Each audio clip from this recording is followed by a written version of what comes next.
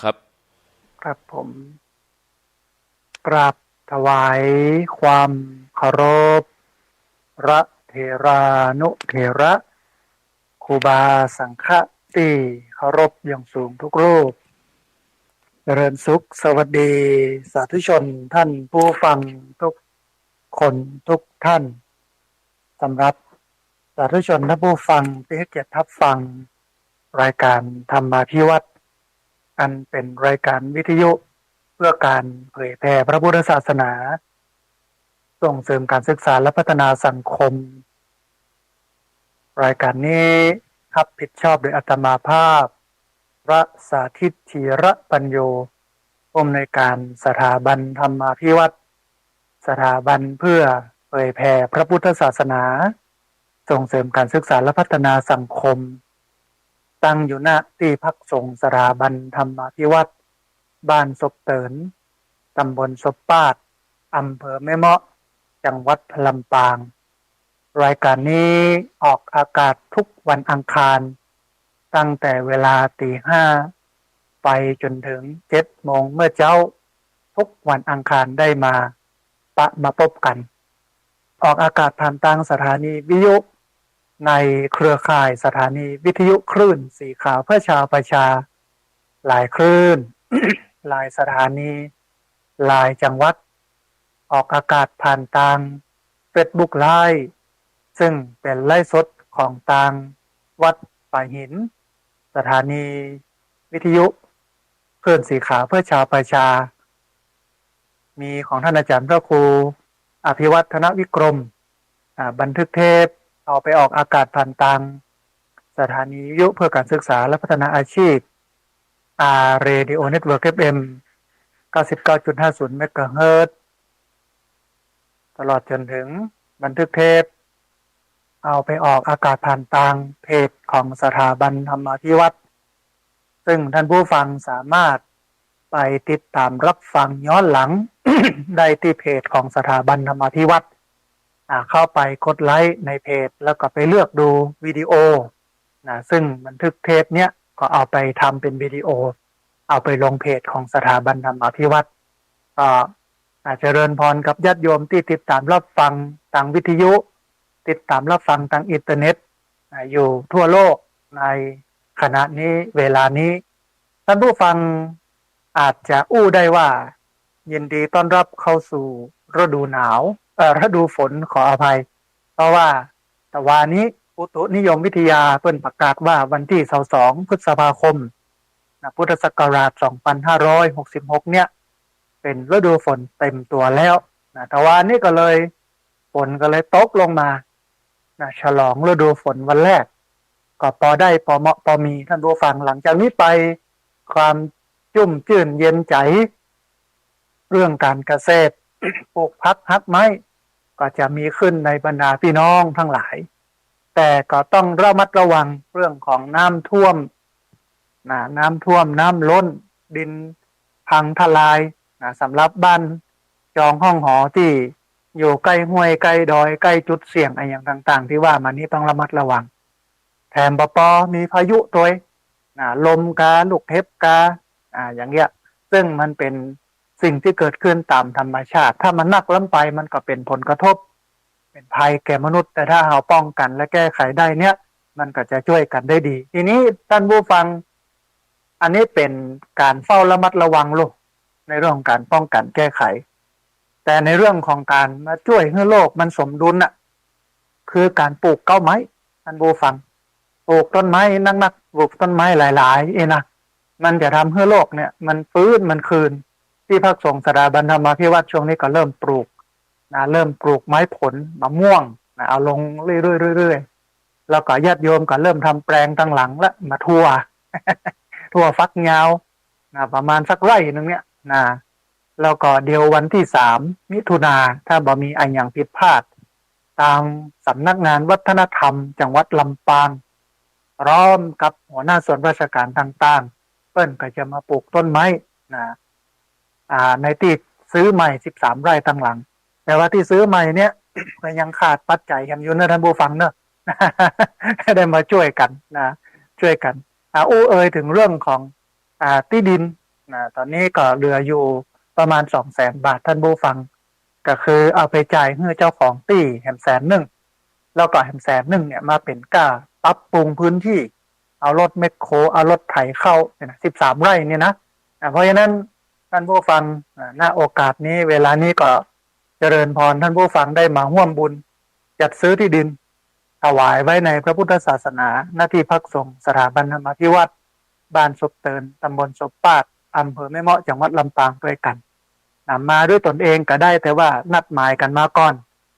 ว่ามาวันนั้นวันนี้อย่างใดอย่างนี้นะนัดหมายกันมาเพราะว่าบางครั้งบางทีบ่ได้อยู่อย่างพวกวันพรุ่งเนี้ยวันนี้อยู่วันพรุ่งนี้ก็จะพานักเรียนโรงเรียนผู้สูงอายุประมาณ60-70 คนไปทัศนศึกษา ที่อำเภอเกาะคาไปวัดพระธาตุลำปางหลวงไปดูพิพิธภัณฑ์ดึกดำบรรพ์อย่างเงี้ยนะฮะเพราะนั้นถ้าจะมาก็นัดหมายมาก่อนแต่ถ้าท่านไหนบ่สะดวกจะมาเองก็สามารถร่วมทำบุญ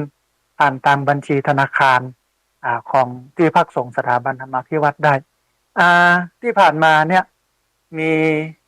ญาติโยมมีพระคุณเจ้าได้มาร่วมบุญกันจัดซื้อที่ดินถวายไว้ในพระพุทธศาสนาก็มีพระมหาสมชาติชาตะปัญโยแม่คำแต้มคมคุณแม่ขจรสารพีคุณโยมอุดมสารพีคุณโยมรัตนาพรสารพีคุณโยมนวรัตน์สารพีพ่ออินเอี่ยมแม่ทัศนีเมงทองคุณแม่จันดีสุขเจริญคุณแม่พันนีรัตนไตรคุณแม่อัมพาสุจริตคุณแม่มุกดาพ่อกำนันธัญพัฒน์ปาเขื่อนตะพ่อนานอนันต์ตันแก้วพระอภิเดชจันทมโนคุณแม่บัวลอยศรีวงศ์คุณแม่สังไวพุทธาคุณแม่ทองเจือสุยาอินคุณโยมประภัสสอนสุยาอินคุณแม่น้อยกาดนัดคุณโยมสุขคุณโยมจินดาใจยามีคุณแม่สุภาอุปนันท์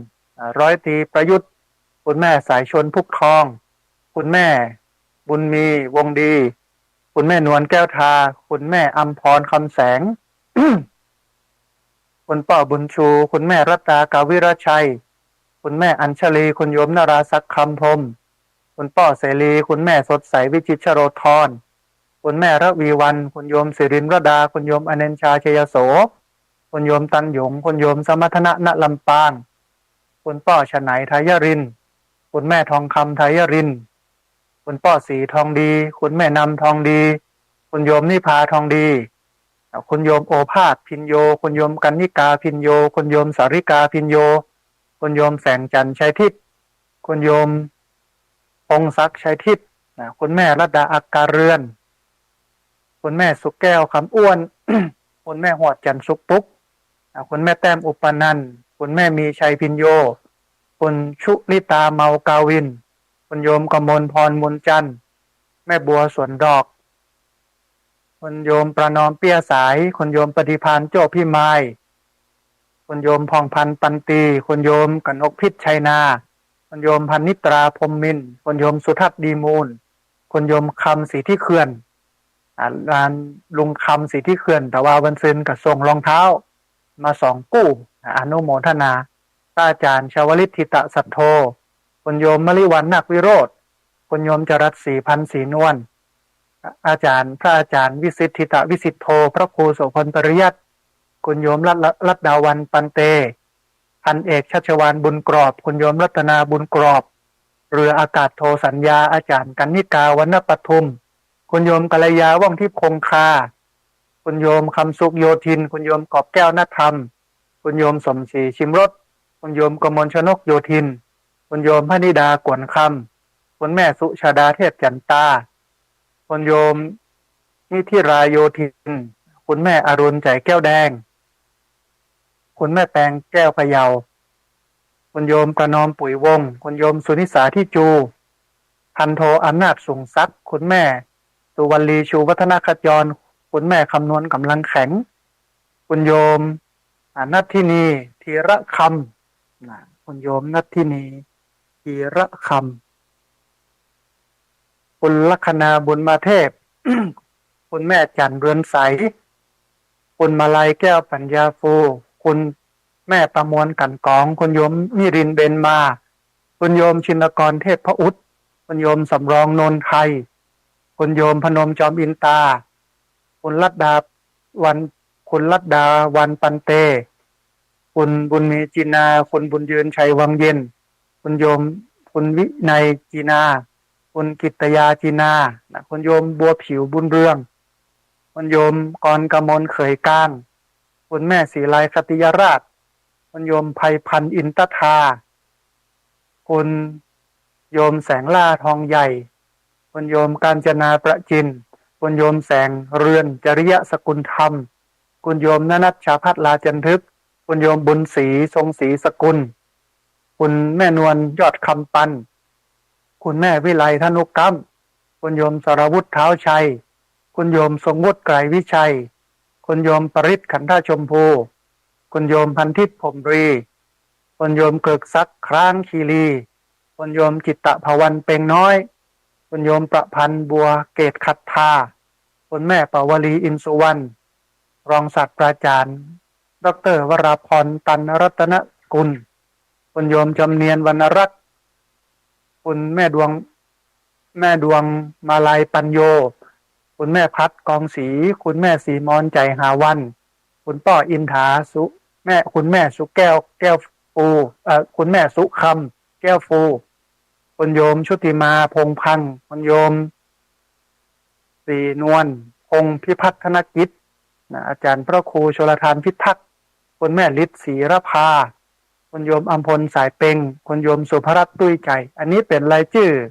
ผู้ที่ได้ร่วมทำบุญจัดซื้อที่ดิน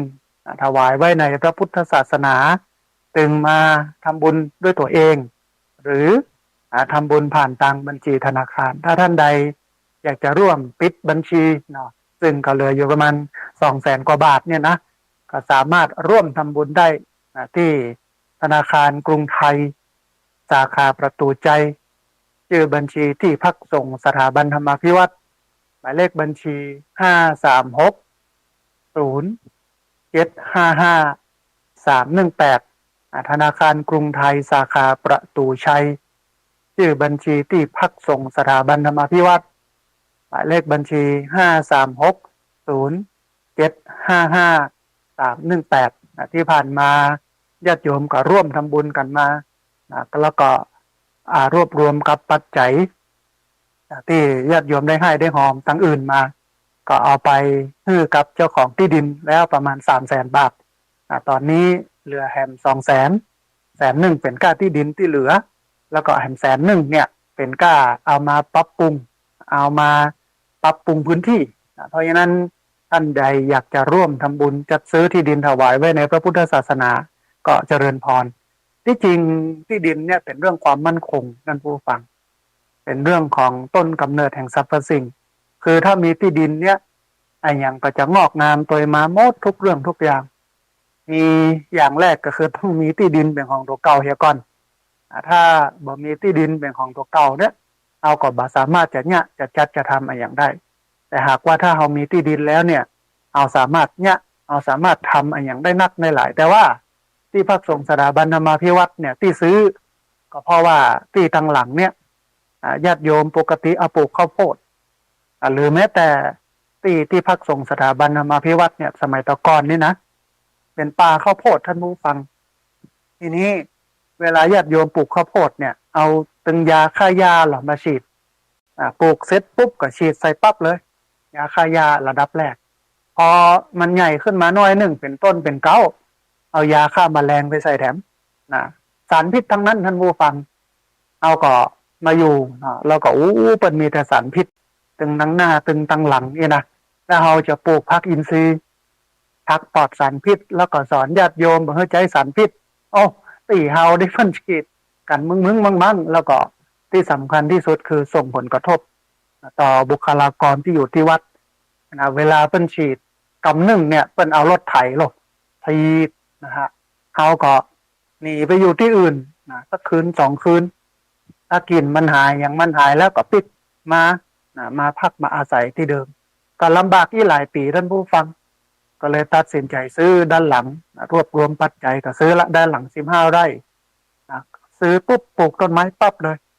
ถ้าท่านใดจำได้วันที่ 17 สิงหาเนาะเอาปลูกต้นไม้กันตัดด้านหลังประมาณ200กว่าต้นเดี๋ยวนี้ก็เป็นดีเป็นงามกระตายไปส่วนหนึ่งไปเยอะนะฮะแล้วก็เนี้ยด้านหลังนี่เห็น13 ไร่เขาจะปลูกต้นไม้ทั้งหมดเป็นลำไยเป็นลิ้นจี่เป็นเงาะเป็นมะยงชิดเป็นละมุดอย่างต่างๆเอาลงทั้งหมดเลยคือมันห่มมันเงาสาระสำคัญคือคือมันห่มมันเงาถ้าวัดเนี่ยถ้าเข้ามาแล้วมันเย็นเนี่ยมันม่วนอกมันเย็นใจเพราะฉะนั้นมันก็จะทำให้1ปลอดสารพิษปลอดสารเคมี2มันก็ห่มมันก็เย็นแล้วก็กำลังกึดลังกอยนะเอาก็ไม้มาทำปุ๋ยเอาต้นไม้มาทำปุ๋ยมักนี่นะกำลังจะแปลงวงกลมอยู่ในป่าในสวนแปลงไว้แล้วก็ถ้าต้นไม้ใบไม้มันหล่นก็จะเก็บใบไม้เอาไปใส่ไว้ในนั้นมัดไว้นั่นเสร็จแล้วก็เป็นปุ๋ยเอามาใส่พักใส่ไม้อย่างต่อไปแถมอันนี้คือประโยชน์ระยะยาวเพราะฉะนั้นท่านใดอยากจะร่วมทำบุญหรืออาจจะปิดบัญชีเนาะ เรียนเชิญเจริญพรได้ที่ธนาคารกรุงไทยสาขาประตูชัยชื่อบัญชีที่พักส่งสถาบันธรรมาภิวัตรหมายเลขบัญชี5360755-318ธนาคารกรุงไทยสาขาประตูชัยชื่อบัญชีที่พักส่งสถาบันธรรมาภิวัตรหมายเลขบัญชี5360755-318อันนี้ก็เป็นอันหนึ่งท่านผู้ฟังข่าวบุญหนึ่งในวันที่21ที่ผ่านมาเนี่ยอาตมาภาพได้เดินทางไปร่วมประชุมกับพระสงฆ์คณะสงฆ์ครูบาอาจารย์และนักจัดรายการวิทยุนักเผยแพร่เจ้าหน้าที่ผู้จัดรายการของเครือข่ายสถานีวิทยุคลื่นสีขาวเพื่อชาวประชาเพื่อปรึกษาหารือการดำเนินการกิจกรรมเผยแพร่พระพุทธศาสนาและก็งานพัฒนาสังคมของเครือข่ายณโรงเรียนทุ่งโป่งตำบลเมืองปานอำเภอเมืองปานจังหวัดลำปางปกติเนี่ยเครือข่ายสถานีวิทยุคลื่นสีขาวเพื่อก็จะมีการประชุมกันอย่างนี้ตลอดแล้วก็ทุกปีก็จะสัญจรระดมทุนให้กับพื้นที่อำเภอนั่นจังหวัดนั่นไปเรื่อยก็ปาผู้ปาคนทั้งหลายไปห่วมกินห่วมทานกันหลายที่หลายต่างที่ประชุมเนี่ยเพิ่นได้ปรึกษาหารือกันโดยได้ข้อสรุปก็คือมีการจัดกิจกรรมรอเตียนแล้วก็ถวายเตียนเข้าพรรษาท่านผู้ฟังเพื่อระดมทุนเป็นค่าใช้จ่ายโรงเรียนทุ่งโป่งตำบลเมืองปานอำเภอเมืองปานจังหวัดลำปางซึ่งโรงเรียนทุ่งโป่งเนี่ยท่านพระมหาสมชาติชาตปัญโยเปิ้นอุปถัมภ์อยู่ปกติเปิ้นระดมทุนกันเนี่ยก็จำเป็นจะต้องตอดผ้าป่าตอดกฐินล่าตามล่าตัวเจ้าก็เดินธรรมยตรา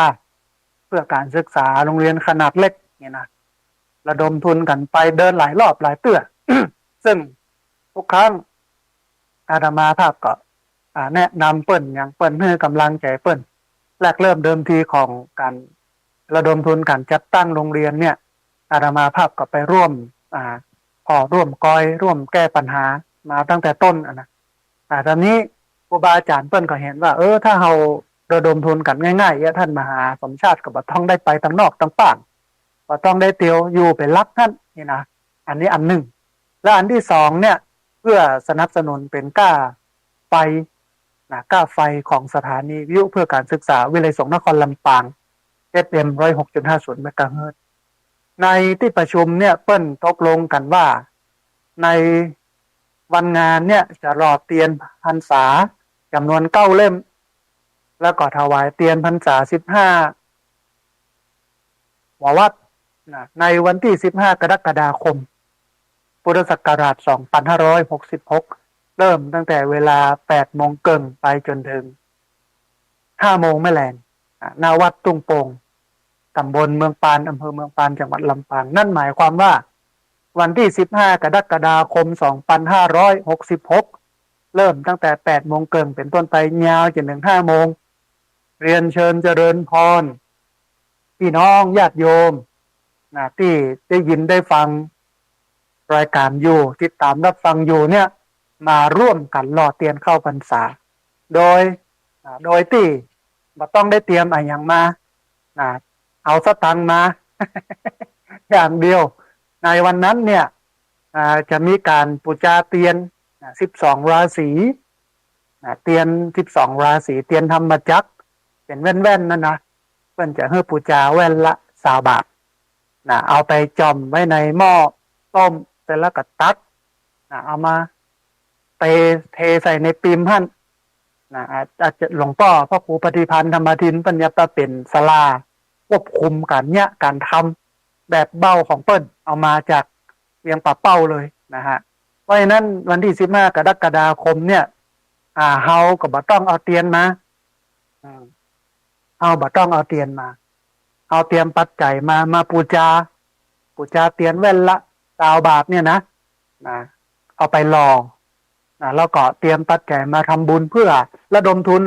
2 อย่างอย่างที่อาตมาภาพบอกก็คืออุปถัมภ์บำรุงโรงเรียนบ้านตุ้งโป่งตำบลเมืองปานอำเภอเมืองปานจังหวัดลำปางเป็นเรื่องการศึกษาเป็นเรื่องความรู้นะบุญใหญ่บุญหลวงเมื่อท่านผู้ฟังแต่มา1ก็คือเพื่ออุปถัมภ์บำรุงสถานีวิทยุวิไลสงฆ์นครลำปางเป็นการน้ำกับไฟโอ้เฮาหันอย่างอี้แล้วเนี่ยก็เป็นประโยชน์ถึง2 อย่างที่จะระดมทุนเพราะฉะนั้นท่านผู้ฟังก็มาร่วมบุญกันในวันที่15 กรกฎาคม 2566เตรียมปัจจัยมาอัน1ก็ร่วมทำบุญพระป่าไปอัน1ก็ร่วมทำบุญหล่อเทียนเข้าพรรษาไปในวันที่15 กรกฎาคม 2566วันนั้นก็จะมีการนิมนต์ตัวเจ้าพระสงฆ์เจ้าคณะอำเภอรองเจ้าคณะอำเภอเจ้าคณะตำบลครูบาอาจารย์จำนวน15 หัววัดมาฮับกินฮับตาลกันในวันนั้นนะฮะ15 หัววัดมาฮับกินฮับตาลกันนะฮะแล้วหลังจากนั้นก็มีกำหนดไปถวายเทียนพรรษาที่อำเภอฝางณวัดพระบาทอุดมซึ่งที่ผ่านมาเนี่ยเพิ่นก็มีไฟไหม้ศาลาเขาก็จะไปร่วมบุญกันที่อำเภอฝางในวันที่13 สิงหาคม 2566 เวลา 14 นาฬิกาวันที่15 กรกฎาคมไปรอเตียนเหียก้อนไปถวายเตียนเหียก้อนถวายเตียน15 วัดรอเตียน9 เล่มที่วัดตุ้งโป่งตำบลเมืองปานอำเภอเมืองปานจังหวัดลำปางรอเตียน9 เล่มเนี่ยก็เพื่อที่จะเอาไป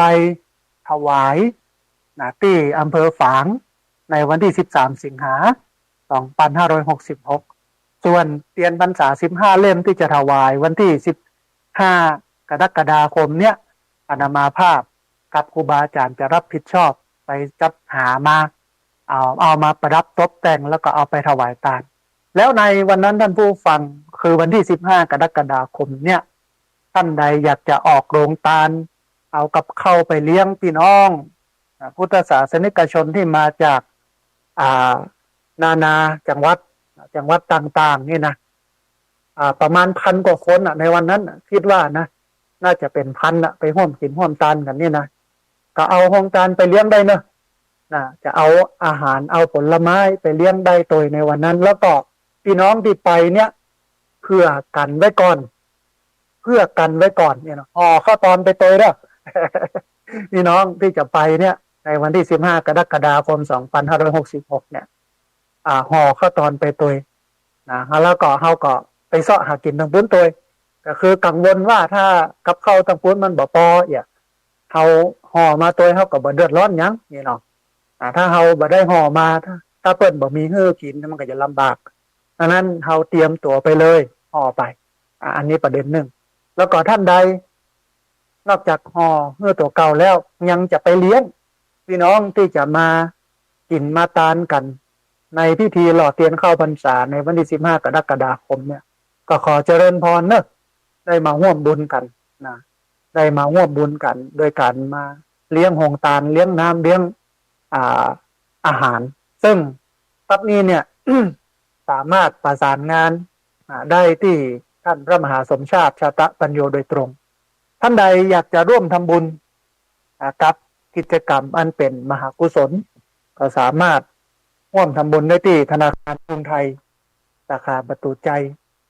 ชื่อบัญชีโครงการพัฒนาการศึกษาโรงเรียนขนาดเล็กอำเภอเมืองปานจังหวัดลำปางหมายเลขบัญชี536303425เป็นธนาคารกรุงไทยสาขาประตูใจชื่อบัญชีโครงการพัฒนาการศึกษาโรงเรียนขนาดเล็กอำเภอเมืองปานจังหวัดลำปางหมายเลขบัญชี536303425หรือท่านใดที่บ่ได้มา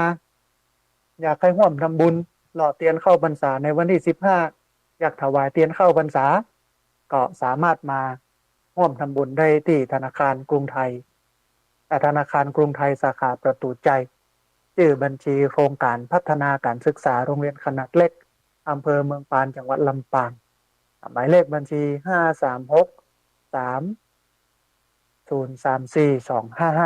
อันนี้ก็เป็นแห่งข่าวบุญหนึ่งที่เอามาฝากท่านผู้ฟังกันในวันนี้ซึ่งสำคัญมากที่จริงวันนี้เนี่ยสังคมมันก้าวหน้าไปเยอะเทคโนโลยีความทันสมัยมันก็เข้ามาหาเขานักเตียนเล่มใหญ่มันก็ประจำเป็นแต่ว่าเขาก็รักษาจารีตฮีดฮอยประเพณีวัฒนธรรมที่ครูบาอาจารย์เพิ่นได้จัดได้ทำกันมาในกรณีนี้เนี่ยก็ใช้เตียนเป็นสัญลักษณ์ใช้การหล่อเตียนใช้การถวายเตียนเนี่ยเป็นสื่อในการจะระดมทุนจากญาติโยมพุทธศาสนิกชนทั้งหมดทั้งปวงที่ติดตามรับฟังสถานีวิวคลื่นสีขาวหลายคลื่นหลายสถานีหลายจังหวัดอยู่เนี่ยเอามาดูแลพระสงฆ์องค์สังฆเจ้าดูแลโรงเรียนดูแลสถานีวิทยุของคณะสงฆ์เพราะฉะนั้นโดยเฉพาะพี่น้องลำปางท่านผู้ฟังเอาเป็นเจ้าภาพในวันงานคือในวันที่15กรกฎาคมเนี่ยเอากับเข้าไปเลี้ยงเปิ้นตัวเอาอาหารมาเลี้ยงเปิ้นตัวเอาอาหารว่างมาเลี้ยงเปิ้นตัวแล้วก็มาร่วมทำบุญกันตัวจวนกันมานักจวนกันมาหลายๆอันมันเป็นพลังนะของคลื่นสีขาวเวลากินเวลาตานที่ไหนเขาใส่ชุดขาวเป็นนอกเต็มไปหมดเนี่ยไปกินไปตานเป็นดีม่วนดีงานเพราะฉะนั้นในวันที่15กรกฎาคม2566นี้ก็ขอเจริญพรได้ไปร่วมกินร่วมตานกันนะฮะอันหนึ่งอาตมาภาพได้อู้ไว้ในที่ประชุมซึ่งได้กล่าวไว้ว่าสถานีวิทยุคลื่นสีขาวเนี่ยมันไม่ใช่แค่เป็นการเผยแพร่พระพุทธศาสนาทางสื่อวิทยุอย่างเดียวแต่มีแหมปีกหนึ่งมีแหมด้านหนึ่งเป็นงานพัฒนาสังคมงานพัฒนาสังคมก็คือระดมทุนจากท่านผู้ฟังของสถานีวิทยุเนี่ยไปช่วยเหลือพี่น้องพุทธศาสนิกชนในอำเภอต่างๆในจังหวัดต่างๆเชียงใหม่ลำพูนลำปางแม่น่านพะเยาเชียงรายแม่ฮ่องสอนไปทุกที่ทุกทางไปช่วยเหลือเกื้อกูลอย่างที่พักสงฆ์สถาบันธรรมาภิวัตน์เนี่ยท่านอาจารย์พระครูอภิวัฒนวิกรมพร้อมกับครูบาอาจารย์ก็มาช่วยกันนับช่วยกันหลายละก็เวียนกันไปแต่ละที่แต่ละทางอันนี้ก็เป็นข่าวบุญหนึ่งที่เอามาฝากไว้ให้กับพี่น้องพุทธศาสนิกชนอันอย่างที่อาตมาภาพบอกพุทธศาสนิกชนท่านชั้นดีเนี่ยมันต้องมีเกื้อกูลพระกระทำบุญคุณพระศาสนาพุทธศาสนิกชนชั้นดีนะต้องเกื้อกูลพระกระทำบุญและคุณพระศาสนาเกื้อกูลพระก็เนี่ยได้หลายมิติโลกดูแลอุปถัมภ์บำรุงด้วยปัจจัยสี่สนับสนุนส่งเสริมเมื่อพระได้ห้ำได้เฮียนหนังสือเมื่อพระได้เผยแผ่พระพุทธศาสนาอันนี้คือเกื้อกูลพระกระทำบุญก็คือบุญกิริยาวัตถุ10ทำ10อย่างทำบุญด้วยวิธี10วิธี1ทานน้ำไมทำบุญโดยการให้ทาน2ศีลไมทำบุญโดยการรักษาศีล3ภาวนาไมทำบุญโดยการเจริญภาวนา4วยาวัจจะไมทำบุญโดยการประพฤติตัวอ่อนน้อมถ่อมตน5อปัจจยนาไมทำบุญโดยการประพฤติตัวอ่อนน้อมถ่อมตน5วยาวัจจะไมทำบุญโดยการทำตัวเองก็เป็นประโยชน์6อนุโมทนาไมทำบุญโดยการยินดีพอใจในการทำความดี ของคนอื่นปัตตานุโมทนาไมยทำบุญโดยการเปิดโอกาสให้คนอื่นได้ทำบุญเพื่อกูลให้คนอื่นได้ทำความดีทำบุญด้วยการแสดงธรรมทำบุญด้วยการฟังธรรมและท้ายที่สุด ก็คือทำบุญโดยการทำความคิดความเห็นของตัวเองให้ถูกต้องดีงามตามทำลองของธรรมที่ภาษาบาลีเป็นว่าทิฏฐุชุกัมมยนามัยอันนี้คือเพื่อกุลพระแล้วก็กระทำบุญอันที่สามเนี่ยท่านผู้ฟังคุ้นพระศาสนาเราในฐานะเป็นพุทธศาสนิกชนบอกควรทิ้งวัดทิ้งวาบางคนเนี่ย คนที่อื่นที่ไก่เปิ้นมาถามอันพระเจ้าพระเจ้าพระเนรที่วัดเหลือกี่รูปบอกหูนะไม่ได้ไปสักเตื้ออย่า อย่างนั้นมันจะไปได้ความใหญ่นะท่านผู้ฟังเนาะเหลือ5 รูปเหลือ2 รูปพระ3 รูปเนร2 รูปว่าไปกะอันนี้แสดงว่าคุณพระศาสนาของแท้เนี่ยนะคุณพระศาสนาแท้คุณวัดคุณวาแท้ถ้าตอบมาได้บอกหูนะเข้ามาได้ไปเมินแล้วบอกหูพระเจ้ามันบินหน้าไปทางใดเดี๋ยวนี้ อันนี้นี่แย่แล้วนะต้องหูสถานการณ์ของวัดของวานี่แสดงว่าเป็นคนเข้าวัดเข้าวาลูกเป็นคนกินคนตาลอ่ะเป็นคนคุ้นพระศาสนาเขาจะไปทำตัวเฮินห้างทำตัวบสนใจใยดีพระศาสนานะท่านผู้ฟังจะไปเฮือมันยุบมันเย้าในยุคเขาเนอะเนาะอันแน่นอนว่าพุทธศาสนามันมีอายุของมันแล้วก็มันตั้งอยู่บนหลักการก็คือเกิดขึ้นตั้งอยู่ดับไปแต่ของจะไปยุบหรือจะไปดับไปในยุคของเขาเนี่ยในฐานะเป็นพุทธศาสนิกชนเขาก็ต้องช่วยกันเกื้อกูลพระกระทำบุญคุณพระศาสนาอย่างในวันที่15 กรกฎาคม 2566เขาก็ต้องไปคุ้นพระศาสนาที่วัดตุ้งโป่งตำบลเมืองปานอำเภอเมืองปานจังหวัดลำปางตลอดจนถึงไปคุ้นพระศาสนาที่อำเภอฝางวัดพระบาทอุดมจะไปช่วยกันทั้งพุทธนะฮะเนี่ยต้องไปถึงแม้ว่าเขาจะใส่ชุดขาวออกบ้านจะไปกินไปตานจะไปร่วมทำบุญละเจตนาตั้งใจแน่วแน่เนาะคนข้างบ้านเขาแซวหรอใส่ชุดขาวพอยังซาลาเปาแต่อย่าเขาก็บ่ต้องไปโกรธบ่ต้องไปเกลียดอะไรเงี้ยเขาก็คิดในใจซาลาเปามันเหมือนซาลาเปาแต่มันหวานนะจ๊ะเนี่ยเขาก็ว่าในใจฮั่น มันเหมือนซาลาเปาแต่มันหวานนะจ๊ะเนี่ยเขาว่าในใจ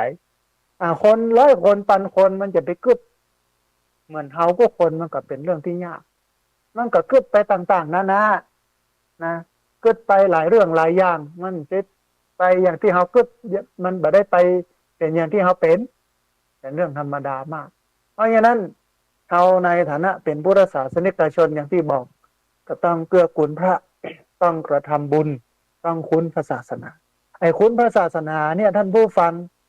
ควรที่จะเอาไปตามท่านพระเจ้าพระสงฆ์เขาก็ต้องได้หูในวันที่15เนี่ยเพิ่นจะการถวายเตียนเข้าพรรษาอันหนึ่งละอันที่สองก็คือเพิ่นจะหล่อเตียนเขาก็บ่ต้องเตรียมอย่างไปเลยเตรียมกับเข้าไปกับปอปัจจัยกับปอไปร่วมบุญเพิ่นเพิ่นต้องมีฮื้อเตียนเป็นแว่นเตียน12 ราศีหรือเตียนอันธรรมจักรเนี่ยเอาก็ไปปูจามาซาบาทเขียนชื่อเขียนเสียงใส่หั่นเอาไปย่อนไว้ในหม้อหั่นมันก็ต้มบดเสร็จแล้วก็หล่อลงไปในปิ่มในเบ้าแล้วก็ไปทำบุญพระป่าเอาไปปักสตังต้นพระป่า15 ต้นปักเพราะว่าอันพระเจ้าพระสงฆ์ในพื้นที่ที่เขาจะถวายทานเนี่ย15 วัดลูกจะเปิ้นจะมารับทานวันนั้นนะ15 วัดส่วนเตียนที่เขาหล่อเนี่ยเราจะเอาไปถวายที่วัดพระบาทอุดมตำบลเวียงอำเภอฝางจังหวัดเชียงใหม่ในวันที่13 สิงหาเอาขอรอไปนะส่วนสตางค์ปัจจัยที่เอาไปทำบุญกันในวันนั้นก็เอามาแบ่งเป็น2 ส่วนแบ่งให้กับคณะสงฆ์สถานีวิทยุส่วนหนึ่งแล้วก็เอาไปไว้ที่โรงเรียนตุ้งโป่งส่วนหนึ่งในวันนั้นเนี่ยเฮาต้องกึด กึดไปอุปถัมภ์ไปบำรุงพระพุทธศาสนากึดพอกอยที่เปิ้นขาดที่เปิ้นตุกเปิ้นยากที่เปิ้นลำบากวันนี้เครือข่ายพระสงฆ์ นักจัดรายการวิทยุก็มีทุกจังหวัดวันก่อนเราก็ไประดมทุนที่วัดเหล่ามนทาเนาะวันดำหัวปีใหม่ระดมทุนกันแล้วก่อนเนี้ยมาระดมทุนในเรื่องการหล่อเทียนเข้าพรรษาแล้วก็ระดมทุนกันช่วยกันนี่เป็นพลังนะท่านผู้ฟังท่านอาจารย์พระครูอภิวัฒนวิกรมเพิ่นเล่าให้ฟังน่าจะเป็นอำเภอเชียงดาวไปฮะที่ในอำเภอเพิ่นเป็นอิสลามเพิ่นจะมาสร้างมัสยิดที่เชียงดาวอาจารย์พระครูอภิวัฒนวิกรมก็บ่ได้คืบอย่างนักเพราะวาระโอกาสนั้นก็เป็นวาระโอกาสที่เราจะไปกินไปทานที่เชียงดาวพอดีเนี่ยก็ปาพี่น้องเพื่อนสีขาวก็ไปก็เป็นพันนะไปกินไปทานนายอำเภอเปิ้นหันอย่างนั้นเปิ้นก็สะดุ้งตกใจเนาะท้ายที่สุดเปิ้นก็ย้ายไปอยู่ที่อื่นเปิ้นบ่สามารถจะสร้างได้มัสยิดอันนี้มันเป็นพลังนะท่านผู้ฟังเพราะฉะนั้นวันที่19วันที่15ขออภัยวันที่15กรกฎาคม2566ก็มาร่วมกินร่วมทานกันที่วัดตุ้งโป่งตำบลเมืองปานอำเภอเมืองปานจังหวัดลำปางนะฮะท่านผู้ฟังเกินท่านผู้ฟังได้ติดตามรับฟังใน2บุญแรกก็คือบุญจัดซื้อที่ดินถวายไว้ในพระพุทธศาสนาถ้าท่านใดอยากจะร่วมทำบุญก็สามารถร่วมทำบุญได้ที่ธนาคารกรุงไทยสาขาประตูใจชื่อบัญชีที่พักส่งสถาบันธรรมาภิวัตรหมายเลขบัญชี5360755 318หมายเลขบัญชี5360755 318แล้วก็แห่งบุญ1ก็เป็นบุญในเรื่องของงานพิธีหล่อเทียนเข้าพรรษาถวายเทียนเข้าพรรษาเพื่อระดมทุนเอาไปช่วยเหลือการศึกษาของโรงเรียนตุ้งโป่งตำบลเมืองปานอำเภอเมืองปานจังหวัดลำปางแล้วก็สถานีวิทยุของวิทยาลัยสงฆ์นครลำปางเป็นสถานีวิทยุเพื่อการศึกษาวิทยาลัยสงฆ์นครลำปาง FM 106.50 เมกะเฮิรตซ์ซึ่งพี่น้องลำปางก็ติดตามรับฟังคลื่นนี้กันนักกันหลายเขาก็ไปร่วมทำบุญกันอันนี้เป็นบุญที่2บุญแรกเป็นบุญเรื่องของที่ดินบุญที่2เป็นบุญเรื่องของการหล่อเทียนเข้าพรรษาเพื่อระดมทุนมาช่วยโรงเรียนแล้วก็ช่วยสถานีวิทยุวิทยาลัยสงฆ์นครลำปางท่านผู้ฟังขณะนี้ท่านผู้ฟังกำลังติดตามรับฟังรายการธรรมาภิวัตรอันเป็นรายการวิทยุเพื่อการเผยแผ่พระพุทธศาสนาส่งเสริมการศึกษาและพัฒนาสังคมตั้งอยู่ณที่พักสงฆ์สถาบันธรรมาภิวัตรบ้านศพเตินตำบลศพปาดอำเภอแม่เมาะจังหวัดลำปางรายการนี้ออกอากาศทุกวันอังคารตั้งแต่เวลา 5:00 ไปจนถึง 7:00 น.เมื่อเจ้าผ่านทางเครือข่ายสถานีวิทยุคลื่นสีขาวเพื่อชาวประชาหลายคลื่นหลายสถานีหลายจังหวัดออกอากาศผ่านทาง Facebook ไลฟ์ซึ่งเป็นไลฟ์สดของทางท่านอาจารย์พระครูอภิวัฒนวิกรมและของทางวัดฝ่ายหินบันทึกเทปเอาไปออกอากาศผ่านทางสถานีวิทยุเพื่อการศึกษาและพัฒนาอาชีพRadio Network ก็เป็น 99.50 เมกะเฮิรตซ์ทุกวันศุกร์ตั้งแต่เวลา 8:00 น.เช้าเป็นต้นไปแล้วก็เอาไปลงไว้ในเพจของสถาบันธรรมาภิวัตรซึ่งท่านผู้ฟังสามารถไปติดตามรับฟังย้อนหลังได้ที่เพจสถาบันธรรมาภิวัตรมีทุกตอนทุกเรื่องอยู่ในนั้นนะฮะท่านผู้ฟังก่อนเข้ารายการท่านอาจารย์พระครู อภิวัฒนวิกรมก็ส่งข้อความมาทางแชทในไลน์เปิ้ลก็บอกว่าถ้ามีเวลาเหลือก็เอาเรื่องนี้ไปญาติโยมที่ติดตามรับฟังรายการฟังกำเนิดนะก็ที่จริงก็เตรียมเนื้อหาสาระไว้แล้วก็เลยตัดเนื้อหาสาระที่จะเอามานั้นออกแล้วก็หยิบยกเอาเรื่องที่ท่านอาจารย์พระครูอภิวัฒนวิกรมมอบหมายให้เนี่ยมาให้ท่านผู้ฟังทั้งหลายได้ฟังเป็นเรื่องของข้อแนะนำสำหรับผู้สูงอายุที่ควรปฏิบัติอยู่ประมาณสัก15 กรณีท่านผู้ฟังต้องยอมรับก่อนว่าวันนี้สังคมไทยเป็น สังคมผู้สูงอายุท่านผู้ฟังมีผู้สูงอายุนักขึ้นนะนักขึ้นเท่าใดในปี2565ก็คือปีที่แล้วเนี่ยประชากรทั้งหมดของประเทศเนี่ยมีอยู่ประมาณ66,994,75 คนปีปีที่แล้วเนี่ยนะปี65นี่นะ66,994,075 คนถ้าแบ่งเป็นป้อจ่ายไม่ยิงเนี่ยก็มีป้อจ่ายอยู่ประมาณ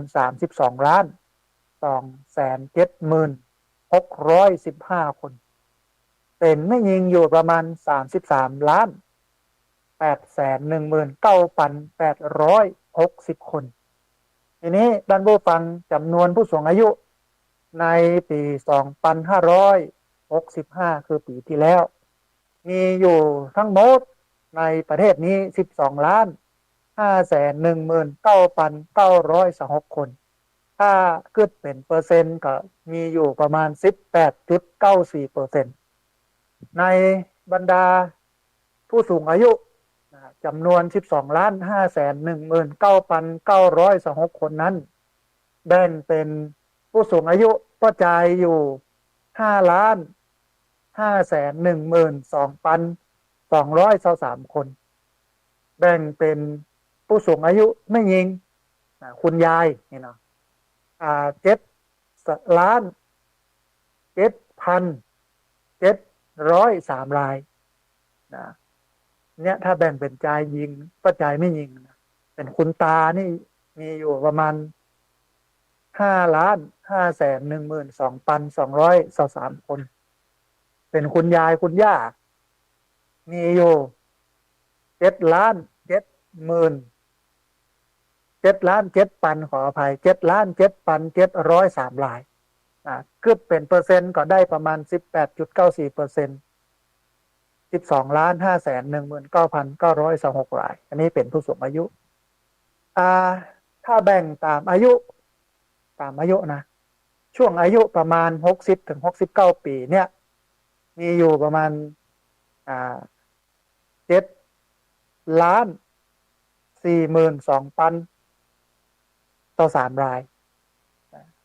แบ่งเป็นปัจจัย3,212,259 รายแบ่งเป็นไม่ยิง3,829,764 รายอายุตั้งแต่70 ถึง 79 ปีมีอยู่ประมาณ3,696,070 รายเกิดเป็นเปอร์เซ็นต์ก็คือ29.52%เป็นจำนวนอยู่ก็จ่ายนะ1,605,219 รายแบ่งเป็นไม่ยิง2,090,851 ราย80 ปีขึ้นไปเนี่ยมีอยู่ประมาณ1,781,833 รายคิดเป็นเปอร์เซ็นต์ได้14.323%คิดเป็นจำนวนคือ694,746 รายเป็นผู้ชายนะเป็นไม่ยิงอยู่ประมาณ1,887,088 รายในช่วงอายุ3 ช่วงนี้คือ60 ถึง 69 70 ถึง 79แล้วก็80 ปีขึ้นไปเนี่ยท่านผู้ฟังช่วงอายุ60 ถึง 69 ปีนี้มีนักที่สุดมีนักถึงประมาณ56.25%จำนวน7,420,023 รายเพราะฉะนั้นเราจะหันว่าผู้สูงอายุเนี่ยมีสถิติเพิ่มนักขึ้นที่มาที่ไปของข้อมูลนี้ท่านผู้ฟังเอามาจากกรมการปกครองกระทรวงมหาดไทยมาจากบริการสถิติข้อมูลของกรมการปกครองกระทรวงมหาดไทยข้อมูลเปิ้นทำสำเร็จเสร็จสิ้นเมื่อวันที่31 ธันวาคม 2565เขาจะหันว่าวันนี้ผู้สูงอายุเพิ่มขึ้นในบรรดา60 ล้านเนี่ย66 ล้านเนี่ยมีผู้สูงอายุ12 ล้านนักนะท่านผู้ฟังไทยเนี่ยใกล้เข้าสู่ภาวะวิกฤตก็คือผู้สูงอายุจะเพิ่มนักขึ้น วันนี้สังคมไทยก็กำลังตั้งสถานที่ในการมาดูแลผู้สูงอายุ วันก่อนมีอ่าพระคุณเจ้าด้วยกันเนี่ยครูบาอาจารย์ด้วยกันเนี่ยก็ถามว่าเออเราอ่อนบาเดียวนี่มาอยู่กับพ่อกับแม่แต่เอาพ่อแม่ไปไว้ที่ดูแลผู้สูงอายุเอาไปให้เปิ้นอยู่ท่านแล้วก็จ่ายเป็นรายเดือนไปนะให้เปิ้นดูแลไปอย่างเงี้ยเนาะมันอย่างไรฮะเนี่ยนะอาตมาภาพในนามคนที่ได้เคยทำเรื่องผู้สูงอายุทำเรื่องนี้มาก่อนก็เลยบอกกับเปิ้นว่าอัน มันก็เป็นอย่างเงี้ยสังคม เพราะว่าเปิ้นบ่มีเวลามาดูจะปล่อยไว้ที่บ้านเนี่ยมันสังคมมันเหมือนสังคมยุคเกษตรกรเกษตรกรรมในยุคนั้นน่ะคนเปิ้นบ่รีบบ่เร่งทำไร่ทำนานะหาเจ้ากินค่ำไปอยู่ได้ แต่บัดเดียวเนี่ย8 โมงต้องออกบ้านแล้ว7 โมงด้วยซ้ำตี 5ด้วยซ้ำบางครั้งมาที่ยุงเทพพี่น้องตี 5ต้องออกบ้านก็จะมีไผมาพอยายกลับมาก็6-7 โมง6 โมงแม่แรง1 ทุ่มเนี่ยมันก็เหนื่อยบ่มีคนมาพอมากอยก็มีสถานรับดูแลผู้สูงอายุกระจายรายเดือนเท่าต้นวันนี้สังคมเป็นอย่างนั้นอาจารย์พระอาจารย์อาจจะตกใจว่าสังคมเป็นอย่างนี้ก็บอกว่าบริบทสังคมมันเปลี่ยนมันจะต้องมาสร้างสถานที่ดูแลผู้สูงอายุให้มันได้มาตรฐานที่มันเป็นเอกชนของรัฐของเอกชนก็ดีให้มันได้มาตรฐานเพื่อนมีความสุขในฐานะที่อยู่หันดีกว่าเพื่อนอยู่บ้านแล้วบ่มีใครดูแลทีเนี้ยมันโยงมาประเด็นนี้ท่านผู้ฟังโยงมาประเด็นที่ท่านอาจารย์พระครูอภิวัฒนวิกรมส่งข้อมูลมาให้เป็นข้อมูลของนายแพทย์เกษมวัฒนชัยเปิ้ลข้อแนะนำสำหรับผู้สูงอายุที่ควรปฏิบัติซึ่งมีอยู่ประมาณ15 กรณีอย่างก่อนจะอู้เรื่อง15 กรณีของอาจารย์หมอเกษมวัฒนชัยเนี่ยอาตมาภาพเนี่ยคุกคีตีโมงกับวงการผู้สูงอายุอย่างจริงจังนี่เนาะเมื่อ6 ปี 7 ปีที่แล้วโดยการตั้งโรงเรียนผู้สูงอายุขึ้นให้มีโรงเรียนผู้สูงอายุโดยรับสมัครผู้สูงอายุในตำบล8 หมู่บ้านเนี่ยมาเรียนหนังสือบัดใจใส่ชุดนักเรียนเหมือนที่เปิ้นยะกันนะฮะก็เฮ้อเปิ้นใส่ชุดธรรมดาเนี่ยชุดเนี่ยการทำงานเนี่ยชุดของเปิ้นเนี่ยใส่งามๆเนี่ยมาพบกันทำกิจกรรมในเชิงสร้างสรรค์ใหม่ๆบ่ได้เกิดอย่างเยอะอย่างนักให้เปิ้นได้มาอู้กันได้มาทำกิจกรรมร่วมกันมาฝึกสารนั่นแปลงนี่ตัดตุงแปลงตุงแปลงกระทงแปลงตุง12 ราศีเนาะเรียนโปรยทานเนี่ยพับดอกไม้เนี่ยปุ๋ยตานกล่องเข้าเนาะฝึกพักฝึกอย่างเนี้ยไปหลายอาชีพบ่ได้เกิดเรื่องอย่างนักหนาจารีแต่พอมันเข้านี่มันเห็นว่าผู้สูงอายุในชนบทเนี่ยมันจำเป็นจะต้องมีเรื่องอาชีพเข้ามาว่าเปิ้นยังแข็งแรงด้วยเปิ้นทำได้ก็เลยประสานหน่วยงานต่างๆในจังหวัดเกือบทุกหน่วยงานเข้ามาสอนเนี่ยนั้นเนี่ยนี้เป็นไข่กลมไข่เค็มผลิตภัณฑ์โน้นนี่นั่นเนี่ยนะต้องเอาไปเนี่ยแล้วก็เอามาแจกกันกินของขายพ่องเนี่ยเอาแม่เจ้านี่จะมีกาดมั่วครัวเจ้าหรอตอนเจ้าก่อนที่จะเปิดเฮียนเนี่ยนะครัวต่างๆเนี่ยเปิ้นปลูกพักฮักไม้เนี่ยนั้นเนี่ยนี่ขนมนมเลยเอามาวางขายมาขายกับแจกกันเอาเป็นความสุขเปิ้นม่วนขึ้นจนมีหมอจากโรงพยาบาลส่งเสริมสุขภาพตำบลศพปาดซึ่งเป็นลูกศิษย์เป็นผู้อำนวยการเพิ่นก็ว่าพระอาจารย์แปลกมากว่าแต่ก่อนเนี้ยบ้านศพปาดตำบลศพปาดเนี่ยเป็นหมู่บ้านที่ฆ่าตัวตายนักที่สุดเป็นอันดับ1ของอำเภอแม่เมาะแต่หลังจากที่มีโรงเรียนผู้สูงอายุแล้วเนี่ยสถิติของการฆ่าตัวตายนั้นลดลงอย่างมากในผู้สูงอายุกลับกลายไปอยู่ที่คนเนี่ยการทำงานคือวัยหนุ่มวัยเนี่ยการ30 ปีจนถึงประมาณ50 ปี40 ปี45 ปี ในในวัยคนเฒ่าลดลงจนบ่มีแล้ววันนี้อาตมาภาพก็บอกว่าเนี่ยมันเป็นจุดสำเร็จอันหนึ่งของการเนี่ยโรงเรียนผู้สูงอายุพ่อเปิ้ลบ่ได้เป็นโรคซึมเศร้าเปิ้ลได้มาปะกันห้องเพลงประจำโรงเรียนโดได้มาเต้นลำวงแล้วในวันพรุ่งนี้ก็จะพาเปิ้ลไปทัศนศึกษาไปไหว้พระที่วัดพระธาตุลำปางหลวงไปพอพิพิธภัณฑ์ดึกดำบรรพ์อำเภอเกาะคาไปดูไดโนเสาร์ดูฟอสซิลดูความเป็นมาเป็นไปของโลกอย่างต่างๆท่านนะฮะเสร็จแล้วก็ไปวัดพระธาตุลำปางหลวงไปไหว้พระสวดมนต์นั่งสมาธิกินตาลขึ้นอกเย็นใจเรียบร้อยแล้ว